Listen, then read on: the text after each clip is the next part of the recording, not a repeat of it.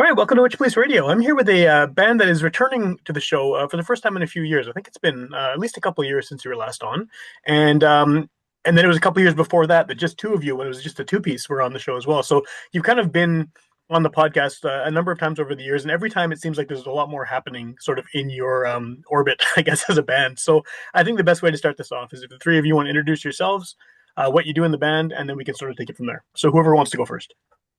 Yeah. My name's Haley Madiation. I'm drummer Haley in the band. Okay. Still in my contacts as drummer Haley. Yeah. I'm Haley Legary, and I play guitar and do vocals.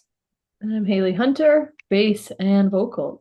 And it probably goes without saying that you are the Haileys. I mean, I think people could figure that out even if they didn't see the title of the episode. But yeah, so I guess like it's been a few years. At the time I talked to you last, I think you were sort of working on that album that came out around 2023-ish. And so obviously a lot of things have happened since then. It seems like every time I hear your name, you're playing another bigger show and getting like sort of more attention, which is awesome to see. It's been very cool to sort of watch this thing keep going, this Haley train keep moving forward, whatever the bad analogy is. But so I guess what's sort of happening with this band now? Because it seems like I said, you're getting a lot of attention, you're getting a lot of big shows, you're getting to play places that maybe you haven't before or maybe never thought you would before. What's sort of the state of the band at this point? How would you describe that? Well, we're coming off a pretty busy summer. We're always trying to elevate. So we've just come off of opening for the Beaches. That was our big thing. And so now it's going to might be difficult to top that, honestly. That was a big kind of bucket list thing for us. Anyone who doesn't know, the Beaches are like, we saw them before we were what we are at all today. So seeing them play really made us want to do what we do. Yeah. And for them is crazy.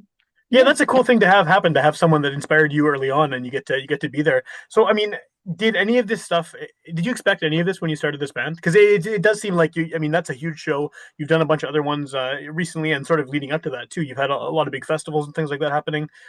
Did you have any idea this was going to get to the point it's at? I mean, you always hope. Yeah, it's always like, I don't know, you say it and you kind of hope you're manifesting something. And a lot of the things we've done recently just feel very surreal, where it's like 4, 3, maybe even 2 years ago, we wouldn't have imagined we would do something like this. But it's crazy how connected everybody is, not only in Winnipeg, but now that we've been to Toronto a couple times, it's like also very tight-knit too. So soon enough, you know a little bit of everyone everywhere. And we get to do some cool things just like that. Yeah, I also feel like throughout our career, like we've been referenced to the Beaches a lot as well. So it kind of was like, oh, maybe you'll open up for them, and it was always like, oh, I hope so. Like, it's just like, oh, we'll see about that.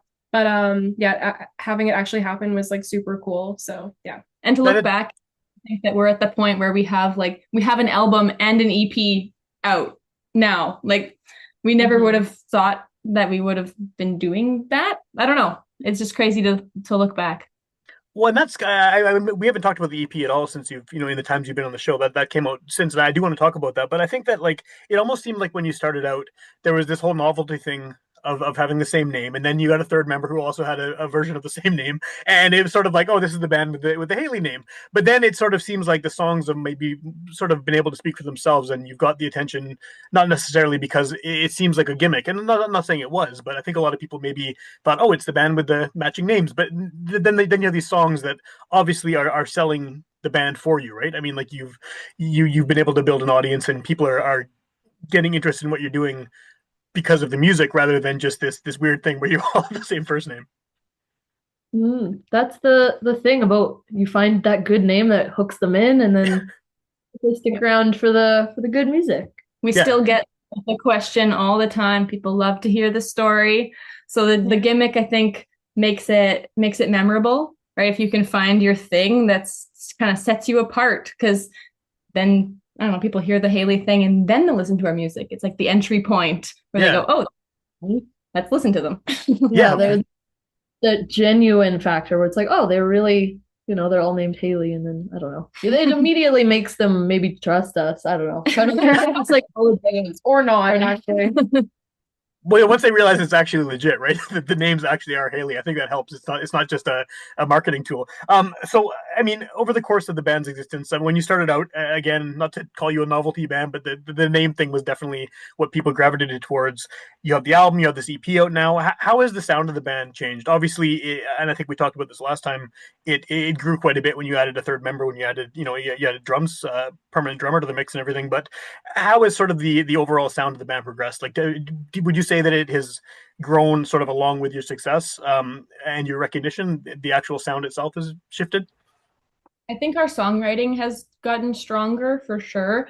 And it continues to get stronger. We did some songwriting recently, and it's like it feels really good what we're creating now. So I think that, and then also it is more focused music to being a three-piece band. I think we've had to really focus our music, because we started out when we had the album coming out, we would have a fourth member join us for live shows, but then we realized we're like, let's just do this as the three, right? And that was kind of how the EP was written, with being a three-piece in mind more so. So I think you can hear that in the parts. Okay. Would you say it's changed genre-wise as well? I mean, I don't know how you define this. I mean, I was listening to the record, and I mean, you're obviously a rock band, but that's like the most vague sort of umbrella genre possible, right? I mean, what do you call it? There's pop elements, there's alt rock stuff, there's heavier bits. Do you have sort of an easy way to define it at this point? I think, well, we worked with Aidan Clark on the EP, and he definitely has a more pop rock production style. Okay. I think in terms of how the EP sounds versus the album, it's got a little more poppy production on it, which we all enjoy pop music. So versus like classic rock, kind of thing from the first album. Yeah. So that makes sense. Evolved in that sense, but we're learning how to songwrite along the way. If we're just talking about the EP, we've had the whole album at that point to go off of. So yeah. Does that sort of malleability, having the pop side of things and then having obviously that classic rock background on the earlier songs, does that give you a lot more leeway as far as what kind of shows are available to you? I wonder. Because you've played some weird stuff, like you played country fest and things, right? Like, so I mean, which is not what you would expect the Haileys to be playing based on the sound of the band. Right. Yeah, I think we've been more. We get booked for more of the rock stuff, I'd say, because we're too rock for pop to do pop shows. Although the Beaches are fairly pop right now, they're kind of going to like the indie pop rock world, but we're still a little bit more on the rock side of things. So I think we definitely lean more towards the rock shows just because of the energy. The live energy is different. Yeah. Well, I was going to mention that too, because I've seen you live a few times, sort of in between the different interviews we've done, and definitely you seem like a band that is meant to be heard live. Like the record sounds good, the EP sounds good, but you have a fun live show. Like it's very high energy, like you said, and I think that you have some stage moves that are obviously rehearsed, and that kind of adds to the appeal of it. I think, and well, they seem rehearsed anyway. I'm not sure if they're obviously rehearsed, but yeah, it's fun to see you live. So I mean, do you try to capture that on the records as well? Because that's a hard thing to do, right? To get that, I mean, you can play the songs note for note exactly the same in both contexts, but having that sort of fun feel to it is often hard to replicate. That's a thing that I think we're going to work towards more. Yeah, because our song that we did, the Scott Nolan cover of Ebb and Flow, we did that one live off the floor, and when that got mixed and mastered and we were ready to put it out, we're like, we really like the energy of this, and that's because we were all in the same room. So we tried to capture that energy when we recorded drums for the EP, and I think going forward, it's always just, you can feel it having that live. So, we also get that energy at a live show. So I think that come see it live if you want the energy. Yeah, they got to be a little different. Otherwise, you can just listen to the recording at home. Of course, yeah. And then what's the point of going to a show if it sounds exactly the same? Yeah, for sure. Was this EP meant to be sort of like a stopgap between albums? Like, is this leading up to a larger project, or what do you have sort of planned for the relatively near future? A lot of new stuff. A lot of new stuff. Yeah, we're sitting on a lot of eggs. Sitting with some plans here. Yeah. Go ahead, sorry. Yeah, like we said, we went to Toronto a couple times. We did some songwriting, and a lot of good things came out of it. So we're just working on some of the products of those trips and those songwriting sessions. If you see us, we often perform these days. Yeah, some unreleased stuff. Tunes. And those are presumably from what's coming up next, I guess, future releases. Do you? I was going to ask something, but then you said the thing about sitting on eggs, and it completely just confused my brain. I like the analogy, but no, the Scott Nolan thing. I mean, that to me anyway.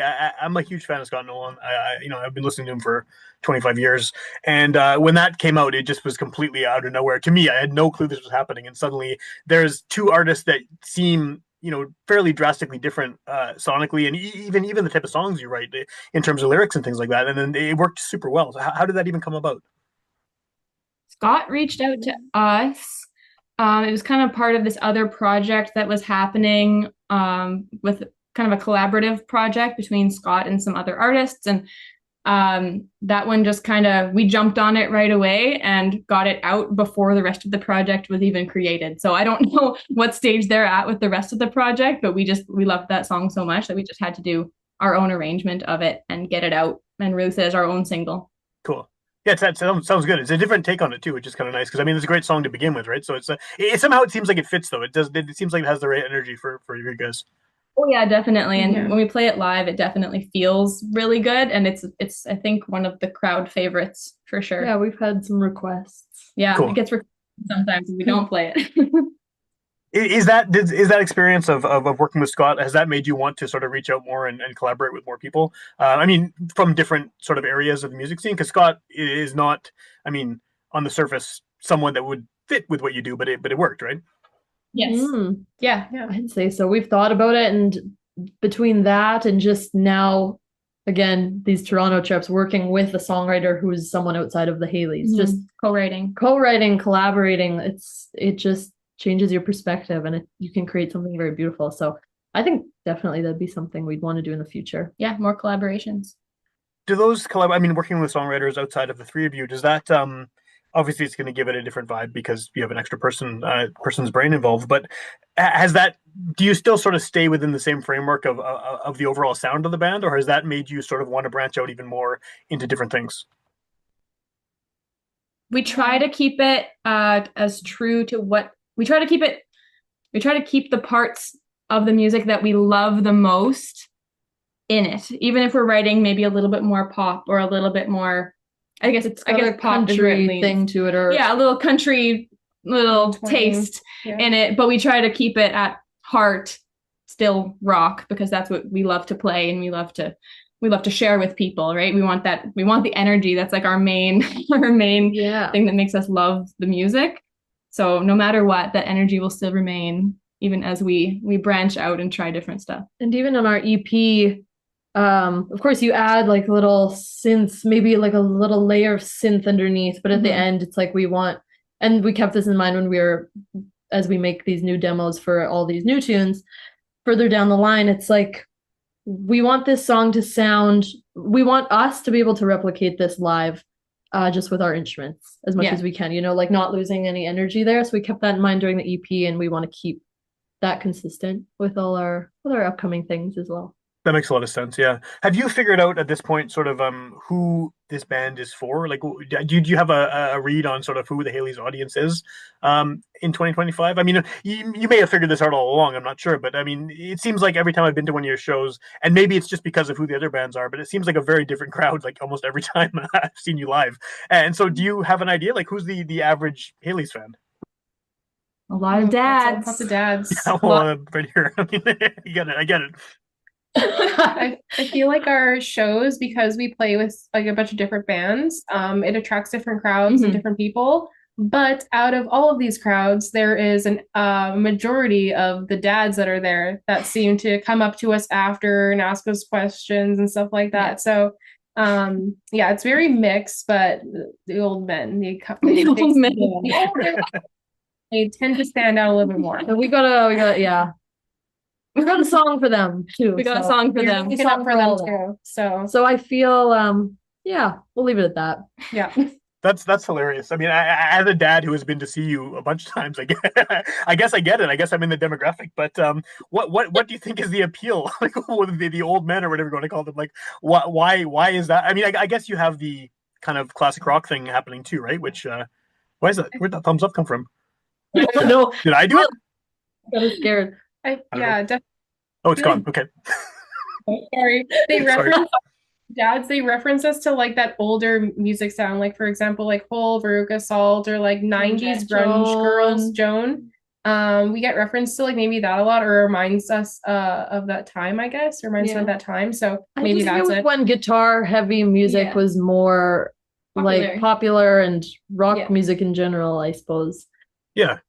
Not dead. No. Rock is alive. Exactly. Rock is coming back stronger than ever. Well, it's good. That's good. I mean, you're in a good place then if that's happening for sure. And then those bands you mentioned too. I mean, I grew up, when I was a teenager, listening to bands like Verka Salt and stuff, and Hole, and all that stuff. So I guess maybe that is sort of the appeal. But I mean, obviously, you're all younger than the dad generation of your fans. Is that all stuff that you grew up listening to as well, or is it something you discovered sort of later on? We definitely all grew up, I think, listening to classic rock in different ways. In different parts of growing up. I'll be honest, I think I found it a lot later in life than like in high school. Yeah, like in high school. But then my dad was playing Janis Joplin and Joan Jett. Right. So yeah, whether or not we know it, that definitely influenced us as well. Well, and we were in a classic rock cover band. I don't know if we mentioned that in previous interviews. I think you might have actually. That sounds familiar. Yeah. For a couple years each. And that definitely was huge. Influences at least the guitar playing for me because I how to play guitar through those songs, and then look, I'm being influenced by them. Yeah, and then the bandmates within that cover band who were very passionate as well about classic rock, learning more about it through them. So yeah, that makes sense. Yeah. So at this point, I know at various points throughout the history of this project, at least some of you have been in other bands, sometimes multiple other bands.